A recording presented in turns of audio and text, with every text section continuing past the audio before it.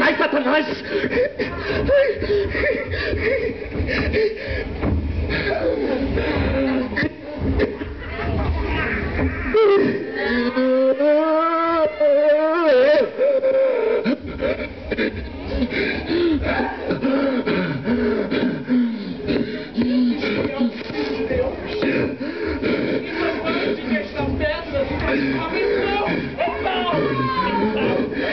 Está escrito: nem só de pão viverá o homem, mas de toda palavra que procede da boca de Deus.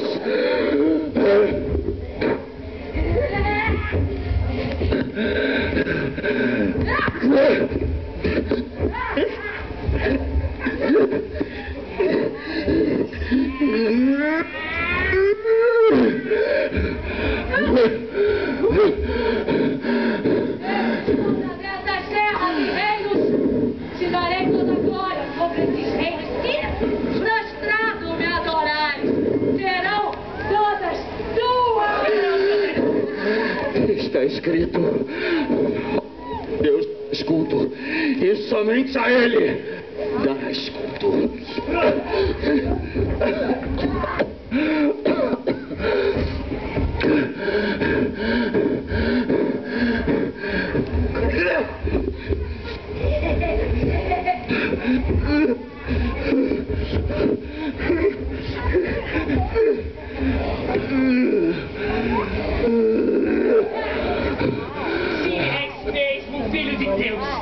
Atira-te daqui para baixo, pois está escrito que os teus anjos ordenará e te guardem, e eles se sustentarão das suas mãos.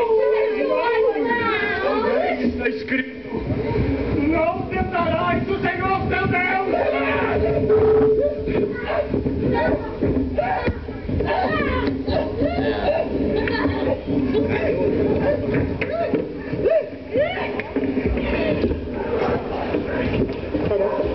Jesus volta do deserto.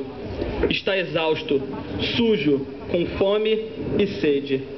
Sua mãe está preocupada